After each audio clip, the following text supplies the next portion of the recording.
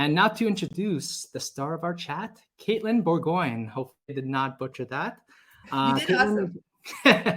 Katelyn is a four-time founder turned customer whisperer and CEO of Customer Camp.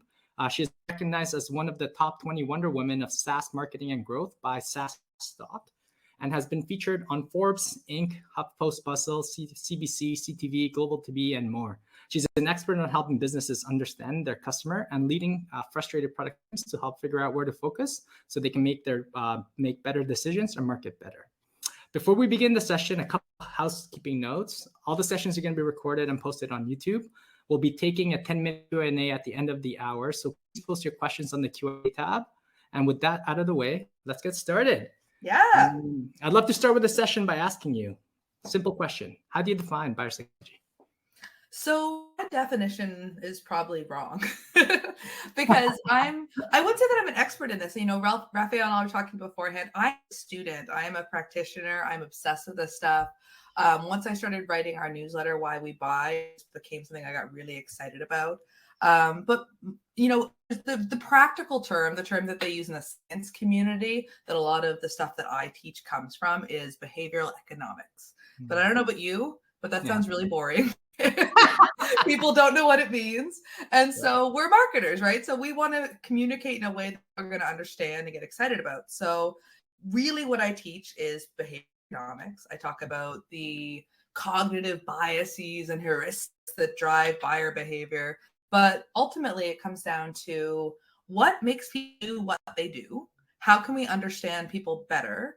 And what I get really excited about is kind of the overlap between how humans think in broad spectrum, and how our own customers think, because we need both, right? We need to marry basic kind of like psychology that applies to a broad audience to our own customers and what works with them. So my definition is probably understanding drives decision making, which is the behavioral economics part, and then understanding what drives your specific buyers, which is customer research driven. Awesome. That seems like a pretty clear definition. I'm guessing you do this for a living, right? Just in turn with that, why is it important for businesses to focus on it? I'm sure there's a lot of analytics teams and a lot of the organizations that are here today, but there's not a lot of buyer psychology departments. Why is it important for companies to focus on that to help scale the growth? Well, we spend all this time obsessing with figuring out what works, right? Like we want to figure out, like, if we change the headline to this, what's the conversion going to go to? Or if we out on this channel using this type of format, how's that going to do?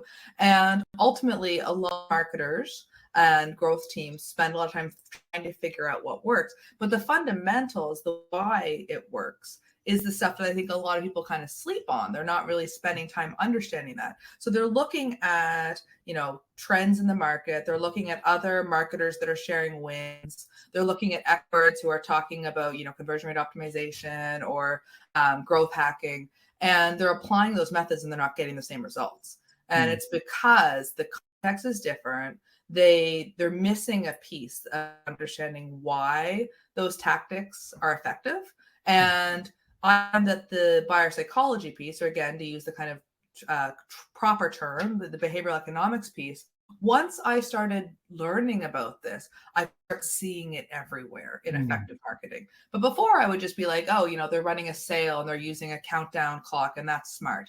But now I understand why that's smart and I understand when that's smart. Because it doesn't always work, right? Like sometimes if you have the wrong audience and you're trying to kind of create false scarcity, it's going to be a turnoff. So it's really important not just to figure out what works, but to spend the time to understand why. Yeah, that makes sense. And maybe to make it pragmatic for our audience members, has there been like a recent example of something a brand has that you're like, man, that's really, really smart usage of buyer psychology? Or is there something that you can share from a previous experience that really helped sharpen and get you excited to learn about? Let me do a screen share here. So I've got one that I think there's so many. I mean, there's so many examples. The interesting thing about the behavioral economics world is these cognitive biases. There are the ones that we as marketers probably are pretty familiar with. Things like scarcity, reciprocity, the idea that when we give something to someone, they feel this desire to kind of return the favor. Probably familiar with loss aversion, the idea that we don't lose out and we're more worried about losing than we are about gaining something of equal value. These are common ones. But there's actually like, I think 150 of these, and there's overlap between them. There's different researchers doing different things. So it's a really broad scientific community, but there's some neat ones that when you see them, you just go, wow, like that. How does that work? And it does. So let me do a screen share. Okay. Not sure if we've had a speaker get interactive yet, though. So this is great. Well, I wrote a thread. See my screen now? Yes. Awesome. I wrote a thread, kind of broke down some different biases, 19 different concepts that marketers need to know. And it's pinned to my profile on Twitter, so you can go and see this after if you want. But one that really stands out to me as something that's just like shockingly brilliant is this one from Snickers. So they ran 2 different campaigns. They had signage in stores and they were trying to encourage people to buy Snickers for their freezer. And they had one sign that said, buy them for your freezer. And then they replaced the word them with 18, which seems like an astronomical amount of chocolate bars to buy to put in your freezer. Yeah. But because they set this very high anchor, this idea that the number was high, the sales actually increased by 38%. So anchoring is this really interesting one that I'm seeing smart things with. So anchoring is the concept that, again, like when you share a number, you essentially create an anchor in somebody's mind. And once they have that anchor, logical or not, they're kind of comparing other things to it. So you can use this in your marketing in an interesting ways. You can use it by showing, what the sale price was. And that will make them think, oh, wow, that was really expensive. And now I'm getting this great deal. The other way that it works, which is surprising, is even let's say you're pitching your agency and you are describing, you're about to share your price. And maybe your price ain't cheap because you do amazing work and you work with the best brands and you deliver great results. And maybe you're going to charge $50,000 for this client, which is not a small number. But if you start as you're talking about your pitch and you describe the amount of dollars wasted in marketing because they are ineffective, unaccounted for, and let's just say you say something like, $7.4 billion every year study show is wasted marketing budgets. Like, we want to help you avoid becoming another statistic. And then you start talking about your price. Now you've anchored them with that exorbitantly high number. And even though it's not a number related to your services specifically, that high anchor works. So a great example of this is Costco, right? When you walk into Costco, what do you see the first moment you walk in? You see a bunch of TVs and laptops, the most expensive things in the store. And automatically you're thinking, okay, those are high priced. However, I know that they're actually value compared to if I were to go to another store and buy the same laptop or buy the same TV. I know I'm going to pay more. So I know they're a good deal. And then your brain automatically applies that same, this is a deal mindset to everything in the store. Because we don't know how much 400 boxes of Cheerios should cost. Yeah. But we assume we're getting a good deal, right? Yeah. I guess it's also the same trick a lot of groceries use, right? Like they'll move down things like milk and eggs, like very staples, and then everything else is expensive, right? To create that anchoring perception. That's awesome. That's really interesting. Kind of tying it back to earlier, you had mentioned there's like over 150 different behavioral economics principles that you can rely on. For somebody who's looking to dive into this subject matter, what are your top 5 go-tos that really help? I like you asking that too. I'm actually going to do a screen share again. Okay. So we didn't practice behind the stage. Well, but like the thing is, I started thinking about this from a practical perspective because even I get overwhelmed and I study this stuff, right? And every newsletter that we write with Why We Buy, we'll share a new bias or a new heuristic or something interesting to like reveal these concepts. But there's, it's hard to retain. This is something that you'll from biases as well. Like we struggle with holding a lot of information in our memory at one time, right? Like we can only have so much in our working memory at once. And so I started thinking about like, if I had to narrow it down to the ones that are the most important for marketers to understand and the ones that they're going to use work the most often, and I had to add context about when they're going to use these, what might that look like? And so I created our buyer psychology cheat sheet, which anybody who signs up for our newsletter, they get it for free. And I'll show you what it is and we can walk through some of them. So let me just do a screen share here again. So this is it. And basically I broke it down around the buying journey because ultimately we want to know, again, context matters. Where can you best apply these? So everything starts with a trigger event. So I talk about this a lot. Like there's a moment where a prospect goes from being like, fitting your ICP, but having zero interest in the thing that you do or the thing that you sell, to actually being triggered to enter the buying journey, whether or not they know it. So the first thing I talk to people about is the importance of understanding those trigger events. And trigger events can be, biological things like being hungry or being cold, right? Like if you're at the beach and you're hungry and there's a snack shack, that trigger event's going to get you to go and buy food, right? But they can also be situational things, emotional things, having a fight with somebody or feeling insecure, and then social stuff like, maybe a friend makes a suggestion. So ultimately it all starts with that trigger event. Figuring that out is critical to create the right offer in front of the right people who are more likely to buy. Then there's the passive looking stage. This is where people are not actively out searching for a solution like yours. So they're not on Google. They're not necessarily asking their friends for requests yet. But if you were to get in front of them at this stage, they have awareness that they have a problem to solve and they might pay attention to you. So what cognitive biases are going to be the ones that are going to be the most interesting at that stage? Well, one of the top ones is you want to think about distinctiveness, right? We pay attention to things that stand out from other stuff. So this is called the von Restorff effect, if you want to get technical. But essentially, if you see, a bag of apples and they're all green and there's one red apple, you notice the red one, right? And this can apply very well to marketing. So Coinbase did this amazing ad at the Super Bowl, which is like pretty legendary, where everybody else spent their $5 million for the Super Bowl ad, and they had incredible high production quality and they were funny and interesting. And Coinbase's ad came up and it was just a black screen with a QR code bouncing around, right? It immediately stood out. Yeah. What's that? That's a game of Pong. Yeah. Yeah, right? Immediately stood out. You're like, I'm not seeing anything else like this. I think they got 20 million visits. Their site crashed. It was a really effective use of distinctiveness. So another one is mere exposure effect, right? The more we're exposed to something, the more we come to like trust it. And this is why marketing and advertising and content marketing is so important. By the time we're actually ready to go into the active looking and evaluation stage, if we've actually seen something a number of times, we're going to be more trusting of it. Social currency, right? I guess that's what, sorry. No, go ahead. I guess that's what advertisers call saliency, the mere exposure effect. That's how salient. Absolutely, right? And Why so the battle between distinctiveness and saliency? What do you rely on? Yeah, I think that you can use both, right? Yeah. So you think about Coke. Coke spends $4 billion a year on advertising. Yeah. Everybody knows what Coke is, right? Nobody is like, oh my goodness, I've never seen that bottle before. How interesting. But yet Coke can also use the ability to kind of show up consistently. And then they can pair that with a really unique campaign that stands out.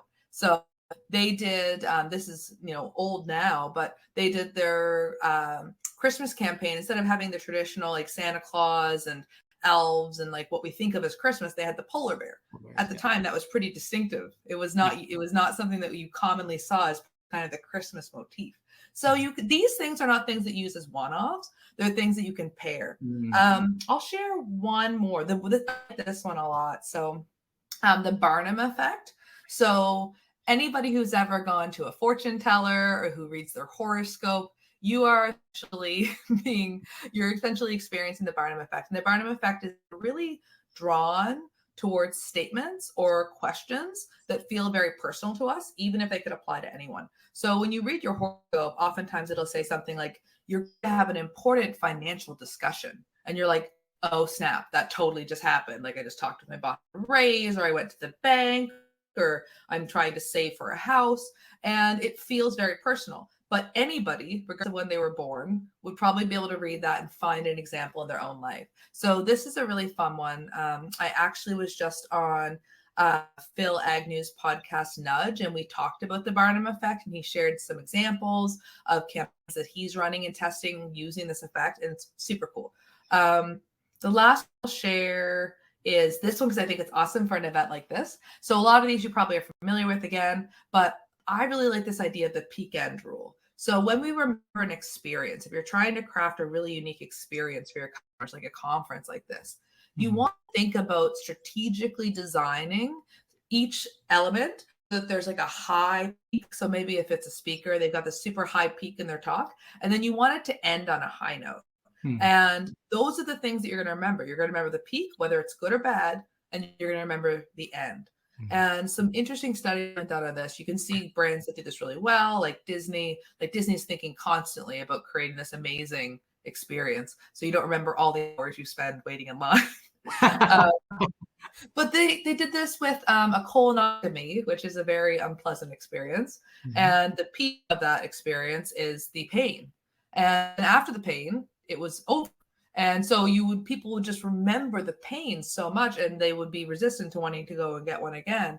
And so what they did was they actually changed the procedure in that the only thing they did was they add kind of like some unnecessary extra stuff to the end, but it created a more pleasant ending, which made the pain and that experience of the peak being painful not as bad. So there's things you can do as a brand that you can leverage to really kind of like shape the experience, shape your ad, shape your creative, all that kind of stuff. That's awesome. Really, really insightful. I'm guessing you're going to get a lot of subscribers. Well, I mean, if people want to subscribe, great. I can also drop a link. I would have to through my Google Drive. I can drop a link to this. People don't want to subscribe, let me know. I'll drop a link. But I found it handy because like I would be thinking about a campaign. I'd be, writing ad copy or creating like a social post, and I would be like, how can I pepper this with some of the stuff? And I have it actually as a screensaver on my computer, so I just like close my windows and look. Yeah, I mean that's a really good transition. How do you apply? How do you pick and choose to apply? There seems to be like so many great tools and methods, even in that little cheat sheet that you put together. How do you prioritize? What it comes down to is oftentimes when we're creating something, depending on what the asset is in the format, we don't have to use just one, right? So my landing page for one of my products, before on this call, I was thinking I might show it as an example. Yeah. In the hero area, before you even scroll, I'm using like 4 different things. And they're subtle, right? People are going to go, oh my goodness, she's doing that and that and that. But once you understand this stuff, then you're like, oh. And I think it's the combination of these things that really can have the biggest impact. But it makes it trickier for testing it because you oftentimes want to test like not just one tiny change, but like a bigger variation where it's like, okay, fine, these things and I run these 2 different versions, what's going to have the bigger results? That's a fair point. So maybe I can dig a little bit deeper around this. Work with organizations. You help them start to apply this, because I can assume that everybody might take a slightly different approach. But how do you find your clients are scaling some of the lessons that you're sharing across? So I don't actually do much client work. My business is primarily live shops where I teach, like my core focus and the thing that I sell, like I give all this stuff away for free. Because ultimately this is information that is out there and I think that understanding people in general, and that I think everyone should know. The work that I do and the stuff that we actually sell is around understanding your customers specifically. So we have workshops on how to do customer interviews to kind of like pull insights about the buying journey that you can apply to marketing. We have workshops about helping you figure out who your best buyers are. And we have products that help them to figure out how to go and mine reviews for insights. So the way I think about it is like that stuff is it's kind of the input that you need. And once you have that, then you can use smart marketing tactics. You can use buyer psychology. You can use a framework that we share called the trigger technique, and you can use all to apply it. But getting those insights, that's the piece that we teach. Super smart.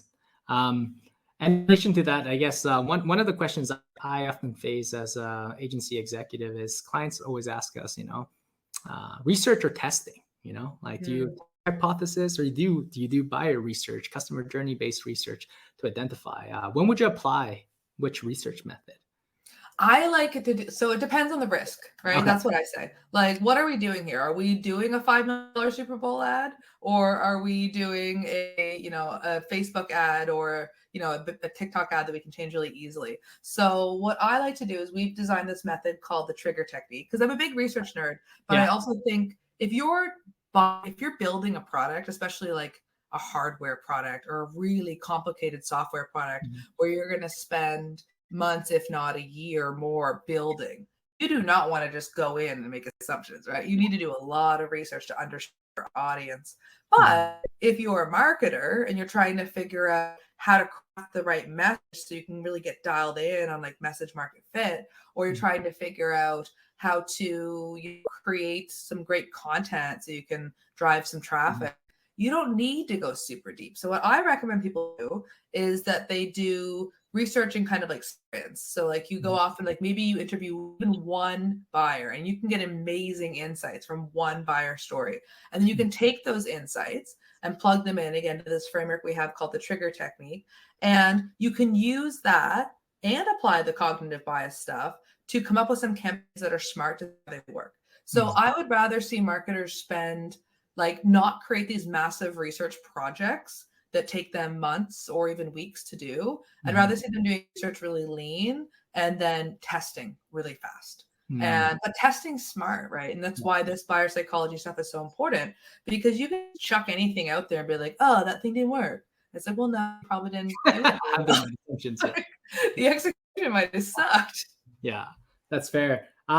And I think you make an interesting point around insights. I know, especially in the agency space, that could be a very loaded term. How do you define an insight? What is a good insight versus a bad insight as you go research?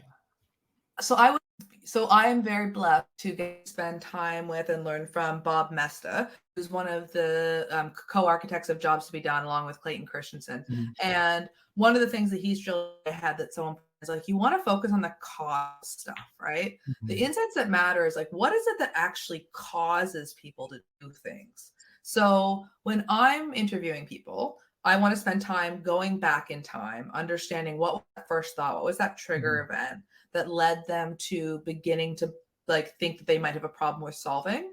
And then what were all the activities that happened in between that and then purchasing our product or purchasing our competitor's product if you're interviewing a competitor's customer, and really kind of connecting all those dots. But things you should be paying attention to from an insight perspective, we are all very opinionated, and opinions can be really interesting.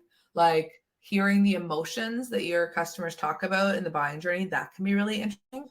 But the stuff that is most interesting is what they're actually doing, and really getting a sense of like, okay, so then who did you talk to? And why did you decide to do it that way? And was that the only solution you considered, or were there others? And once you start pulling these questions into people, it's really interesting because oftentimes they've never really thought about their buying journey. This is another thing that comes to buyer psychology, which you probably know. Have you read Thinking Fast and Slow? Yes, I have, by Mr. Kahneman. Yeah. Do you want to explain it, or do you want me to explain it? No, go for it. Go for it. So Thinking Fast and Slow is by Daniel Kahneman, who's a behavioral economist. And he basically shares that we have two kind of modes of thinking, what he calls system 1 and system 2. System 1 is like fast and it's intuitive and it's unconscious. We're not really thinking about it in the moment. System 2 is like, we're thinking hard, we're focused, we're paying attention. And that causes us to use a lot of energy, right? And our bodies are to conserve energy. So we don't want to spend all of our day in system 2. We want to get lazy and go back to system 1. And so the interesting thing about interviews is what you'll find when you become a skilled interviewer is you can actually pull information out of people that they hadn't really connected.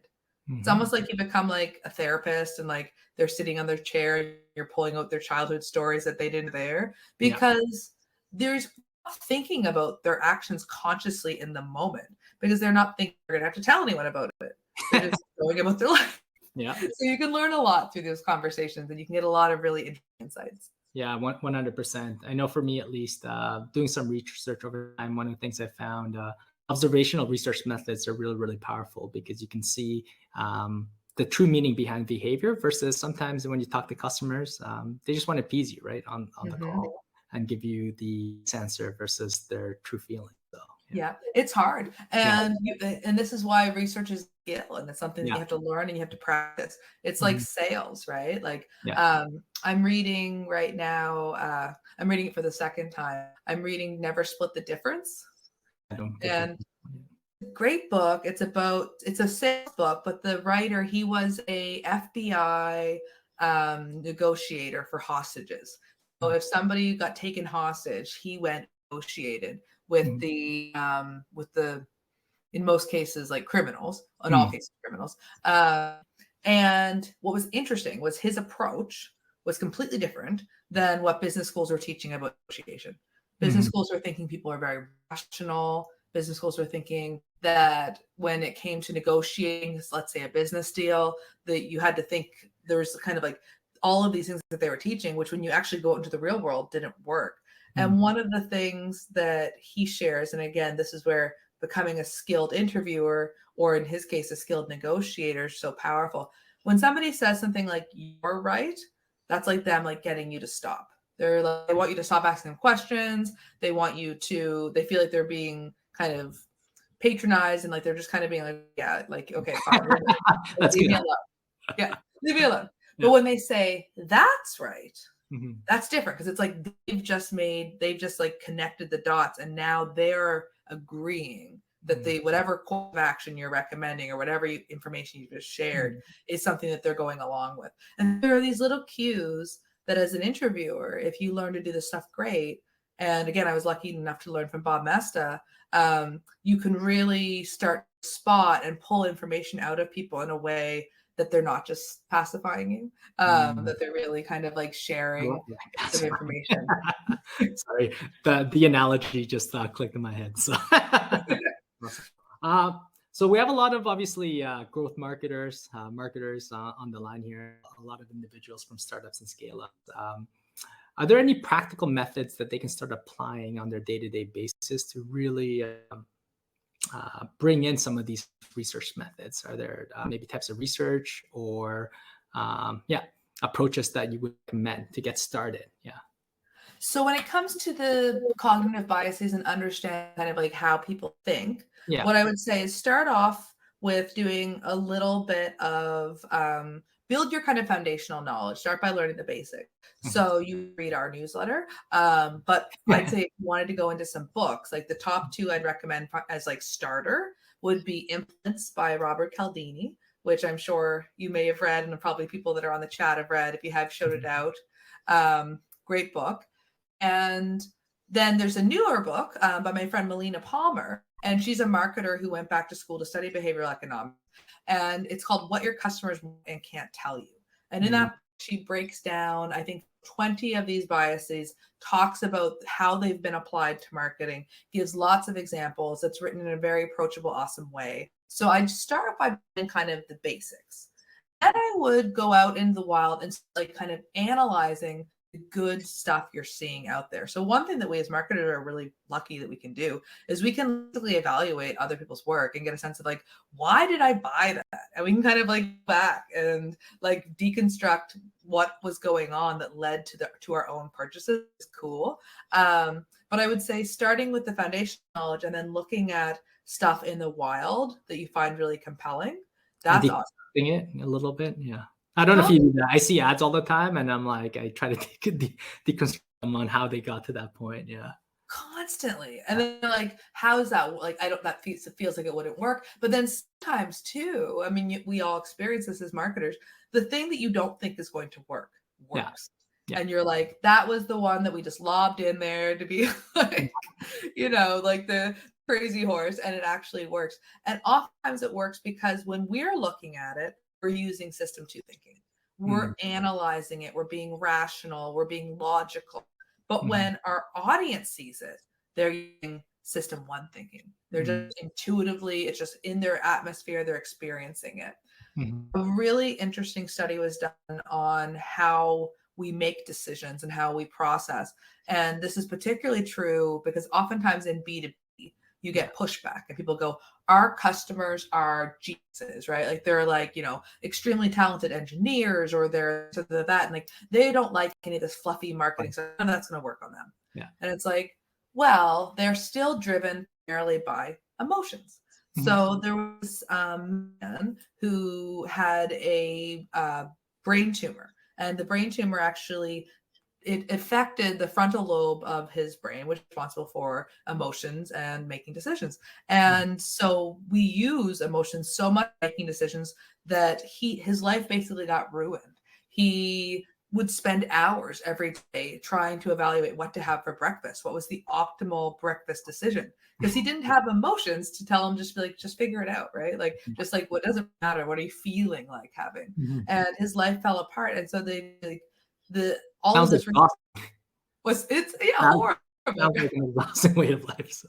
We're not rational. So when we look at our ads, we're in system 2 mode. And then when our customers see them show up on Facebook or LinkedIn or TikTok or wherever, they're not, right? And so the things that work for them are not necessarily the things that sometimes it can surprise us. Yeah, no, that's a fair point. Kind of going back to the heuristics that you shared, especially around kind of the passive shopping, right? How would you kind of coach marketers to think about the consistent emotion they want to create on behalf of their buyers? So maybe going back to the Coca-Cola example, having worked on that brand, I know that brand is really focused on the idea of happiness. So when you like crack open, when you hear that, not really about refreshment, it's about joy. That's why they associate themselves with Christmas, because they want to associate themselves with the feeling of joy. For a startup or scale up, how do founders and marketers figure out what emotion to focus on? I think that I would say that it is unfortunately not going to, you're probably going to have to take your time with it and try some things. Like you can narrow in on something that feels right, and then you might evolve over time. But the best brands, if you ask kind of like, what are those driving factors, like they can tell you. Like Apple's about being cool, right? Yeah. Steve Jobs was like totally against the iPhone. He thought that smartphones were dorky and that cool people didn't use them. And it took him a long time and his team a lot of prodding for him to like eventually said to him, like, well, what can we do to change that? Like, how could we make a smartphone cool? And it was like, oh shit, good question. We should do a smartphone. And of course that changed the world in many ways. You look at a brand like Red Bull, it's about energy, right? Like that is their word. So finding a word or something you want to be known for is a smart move, but I think it's often not intuitive at first. So like I think about Why We Buy, and what I kept hearing back from our audience, because again, oftentimes this will come from your audience. Yeah. But what I kept hearing back from our audience is like this, it's, you make it fun. It's smart, but it's fun. And then I would look at some of the other information out there studying these topics, again, like all of it using the proper terminology and making sure that like all of the sources are always like in AP style. And like, it was like, this stuff is great too. But like, I'm not trying to change the world. I'm not telling people how to change a colonoscopy procedure. I'm getting people to try stuff in marketing. Like, I don't have to be so serious. And so it became, for us, what we really focused on was like the emotion. I wanted our customers to feel smarter after reading it. And I knew that they'd read it if it was fun. So it was like the tying those two things together. It's like, I want them to feel better. I don't want us to look smart. I want them to feel smart. I want them to be able to show positioning, right? Because I'm sure a lot of research and behavioral scientists focus on sounding smart, not making it's fun, right? So that totally, because they have to go off in their peers and they have to fight for their peer-reviewed journals and stuff like that. I don't have to do any of that, right? I can just make it fun. And I'm not trying to change the world. Like the worst case scenario, he tries an experiment in their marketing that doesn't work. Yeah. It's not like we're trying to change governments or like retirement plans or get people to wear masks during COVID. These are all things that behavioral economics have been applied to solve. But in my case, I was like, I don't need to take myself seriously. And I want our readers to feel like superheroes on their team. I want them to be able to point to things and be like, we should change this and here's why. And I knew that, guess what we read? We read stuff that's interesting, right? Or we read stuff we have to read. Mostly we want to read stuff that's interesting. Like, and how do you make it interesting? You make it fun. So for us, that's kind of how we found it. But I would say the emotion behind a brand, it's I don't think it just happens like magic. I think it like evolves from like a dialogue with your audience. Yeah, that's awesome. Maybe a bit of a pragmatic question. This is something I actually think about quite often, especially when running research and insights team. But how do you differentiate a fad versus a trend versus a true insight that you can anchor your experiments around over time? Especially in the world of kind of just the flux of data, right? Yeah. Right. So when you mean a fad versus a trend versus an insight, do you mean when you're parsing your data and you're analyzing it, you see kind of like one-off that seems like, okay, this is happening, but it's right. And people might overreact and re-gear all of their marketing and growth to that, but it's working. Yeah. So how do you? Right.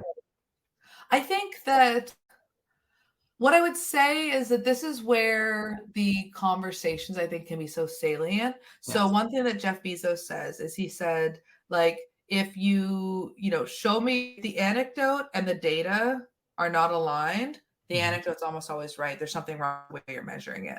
And I think that the true, customer-led organizations like Apple and Amazon and Intercom, like they spend a lot of time not just looking at what people are doing, but digging into understanding why.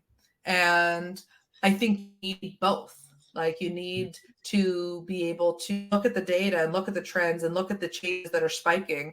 And then you need to know why. So in one of my talks, I talked about my journey to buy a alarm clock, an old shitty, what do they call it? Twin bell alarm clock. Like before you had to power anything. Yeah, exactly. Battery operated, you don't plug the thing in. And my trigger event that led me along the journey to buying this alarm clock, although I bought it like 3 months after the trigger event happened, it was New Year's. I made a resolution to try to get in shape, lose weight. And I was sitting up in bed on my phone, scrolling and not going to bed on time. And this became this consistent problem. And eventually looking at different solutions, I dug up my old alarm clock, but I would just hit the snooze button. Like I tried moving it across the room, but again, I'd get up and hit the snooze button. I looked at different solutions.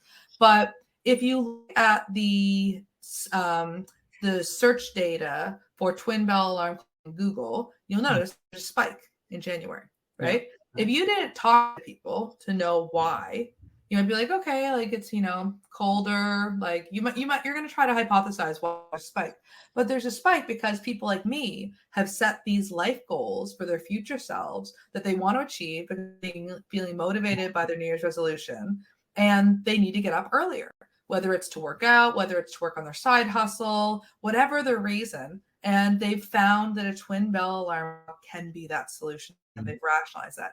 So you've got to be able to look at data, and you find these little. Yeah, yes, I'd love to dig into that a little bit and help the audience understand how do you get to that context, right? Because the data point is not going to get that context, right? That's right. You see the spike, but and you know why? Why? Yeah, your interpretation can take it in many different ways. What is the magic on how you get to that core insight? It's not sexy, but it's voice of the customer, right? It's interviewing somebody who bought and asking them what was going on. Surveys don't work particularly. Surveys aren't bad. Surveys are fine. But surveys, you just get such narrow responses because you can't dig in any deeper. So surveys are a good alternative to doing nothing, not asking. But I would say that if you're looking at kind of like the key ways to get this, it would be number one's always going to be interviewing a customer, trying to deconstruct their buying journey, focusing on what they did, not how they feel. You don't have to talk that much about what they think of the product. Oftentimes that's what they assume that you're going to do. You're going to be like, tell me about the product. What do you like? What don't you like? You don't care about that as a marketer. You care about what happened between you realizing you need something to solve that problem and you buying from us, and like, tell me about the middle. Another really great method is review mining. So people who write reviews often feel passionate about a product, either passionate in a positive way or passionate in a negative way. And you can find a lot of neat insights in those reviews around trigger events. For instance, I have a product called the Golden Nugget Review Mining System. And the example that we did in it is my friend Amanda Goetz. She's got this incredible company. They sell weed gummies, and they are for stress and for sex and for sleep. I think are their 4 main uses. And if you go through and you read the reviews written by her customers, there's all these interesting trigger events in there. So one person says, I pop a gummy after the bedtime frenzy. And Raphael, you and I were talking about being new parents, understanding there is a bedtime frenzy. Yeah. There's a moment where you find okay, they're asleep, and then breathe.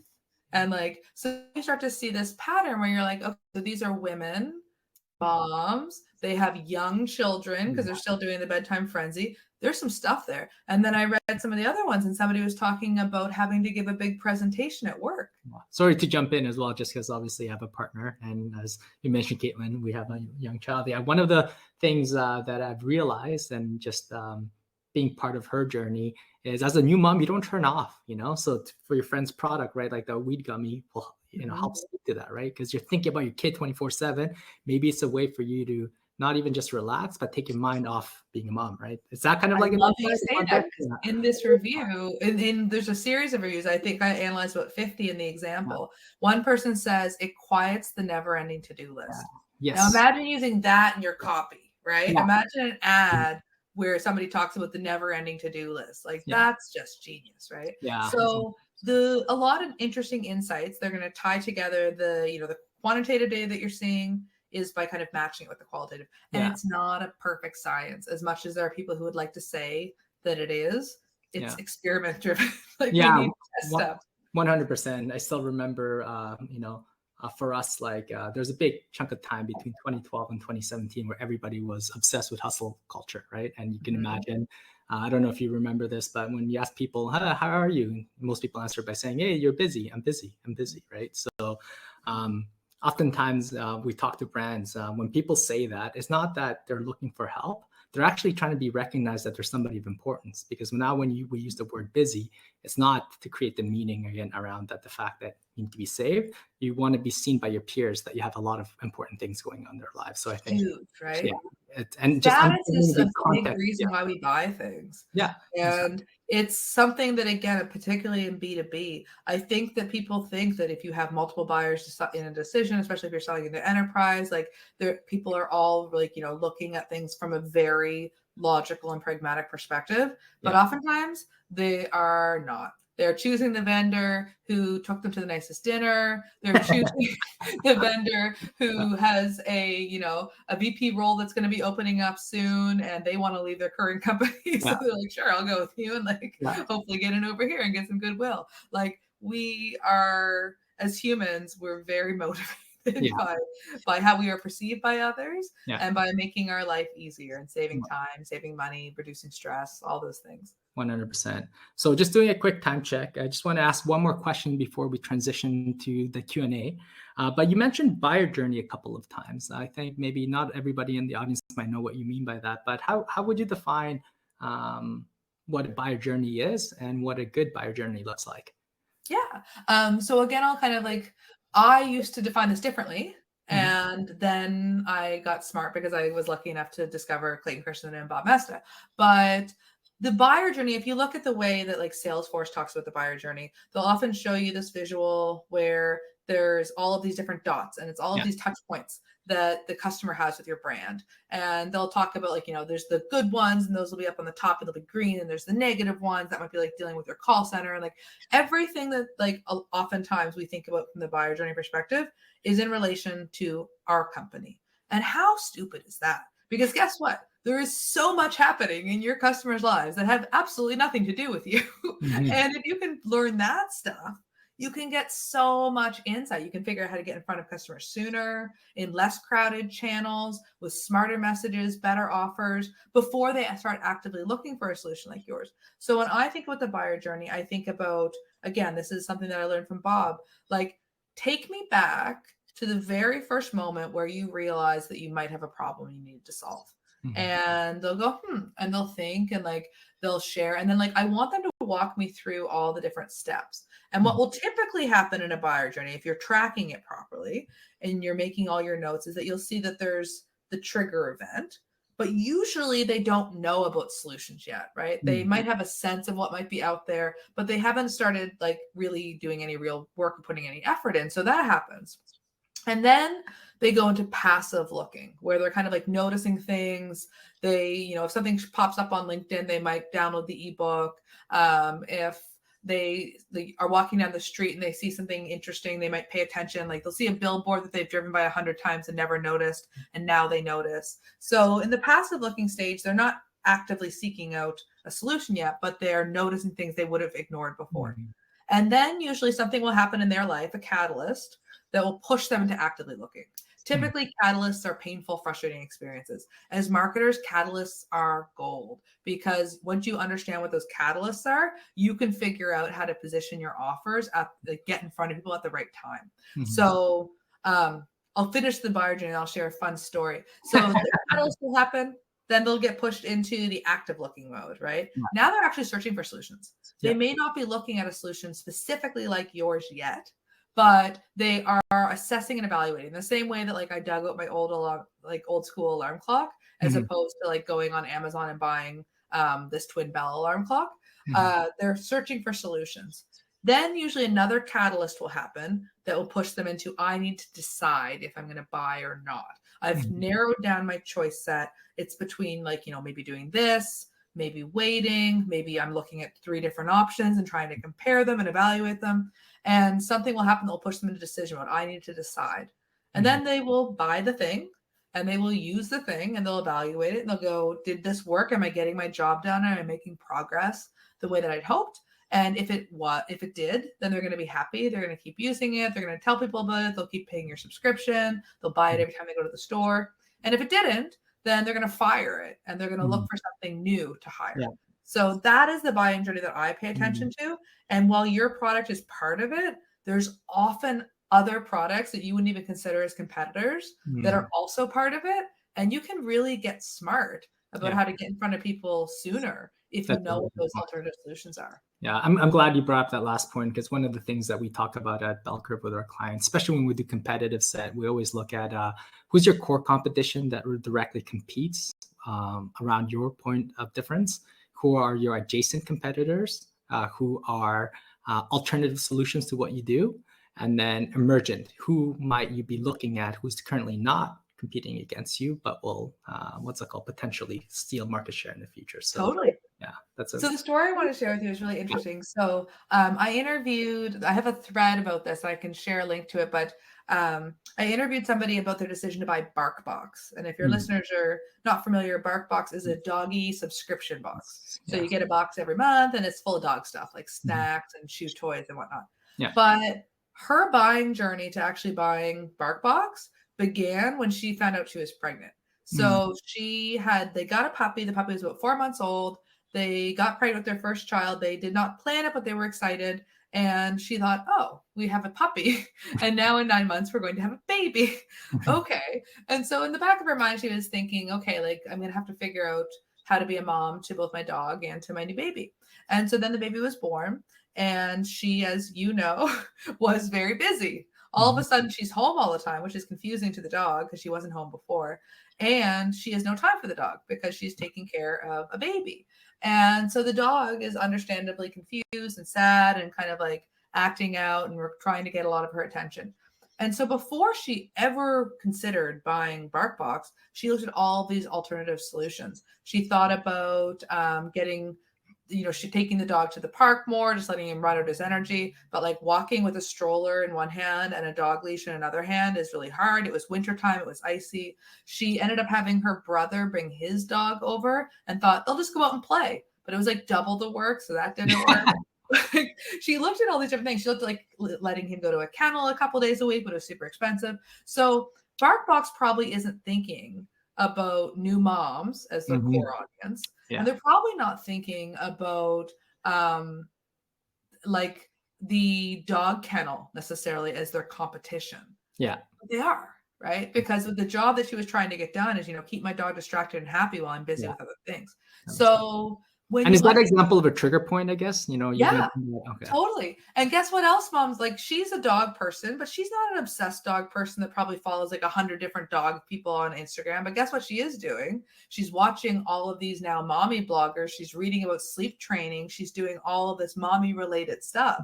So if BarkBox were clever, you don't just invest in the doggy influencers, you could work with mommy influencers who have dogs, get them to talk about their experience with the product, get them to talk about how it like saved them time, how the dog would sit happily for hours chewing on the chew toy because they were such high quality. So when you start to understand the buying journey and you start to think about it from your customer's perspective instead of your company's perspective, you'll identify opportunities that your competition probably isn't thinking about that can like be really foundational to getting great customers and creating good experience for them. That's a really, really good note. Awesome. That was a great story. I know we only have a couple of minutes, so I might field one or two questions here, but maybe I'll start with Sammy Linares. I'm not sure if I'm saying your last name properly, so I apologize. But she's asking whether buyer psychology shifts over age groups and income brackets and demographics. Yeah. I would say that there is, in the marketing world, we talk about demographics, we talk about psychographics, we talk about firmographics, right? Demographics is like age, income. Psychographics is like how I see myself. Do I see myself as like a runner, or do I see myself as like environmentally friendly? And like, I would say that the core concepts that I talk about, the cognitive biases, they probably cross different demographics, different age brackets, different races. But if you go into, not everything's going to work as applied, right? Context is everything. One thing that like I talk about all the time is context is king. So does scarcity work really well with marketers who are really familiar with it and who know when it's fake? Yeah, right? We go, I do that all the time. Yeah. I look at we know that that's not real. We know that this webinar is not actually starting in 5 minutes. We know it's pre-recorded. We know that we can buy the product tomorrow, enter a different email, and get the exact same offer. So it doesn't work like this stuff. It globally like applies, but the context of your buyers still matters. You still really need to understand them and like think about them thoughtfully as you apply this stuff. That's awesome. Okay. Well, with the last few minutes, I actually want to do this as turn it back to you because this has been such an awesome chat, and would love to wrap up the session by giving you a chance to let our audience know what you're working on and how to get in touch with you. Awesome. So the best way to get in touch with me, definitely Twitter. I'm super active over there. If LinkedIn's your jam, we can do that too. But what I'm working on, well, right now, I actually have a special promotion going on our products. We've got our clarity call cheat sheets and we've got our review mining system.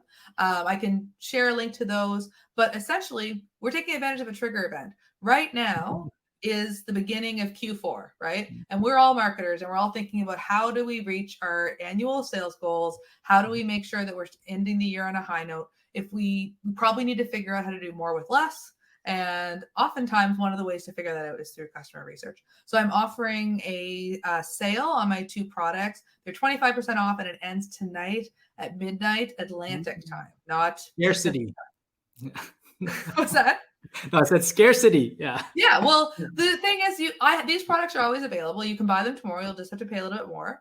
But you need to give people a reason to act now. So whenever I run a promotion, I always sell a lot more within that little window of time because people go, you know what? I've been thinking about this. This is a good reason to buy now. So again, that catalyst, by the time people buy my stuff, something else has happened in their life that's moved them along the buying journey to the point where they're now making a decision. I'm just giving them a reason to act now. I'm creating a catalyst. And as marketers, we often need to create catalysts. So those products are available. If you have any questions about them, shoot me a message on Twitter and go through, and even just for fun, go on the Clarity Call Cheat Sheet sales page. If you want to see how I'm actually applying this stuff, like I said, like that page from top to bottom, there's different stuff that I'm using, and see what you can spot and like what's effective for you and what you got, like what turns you off.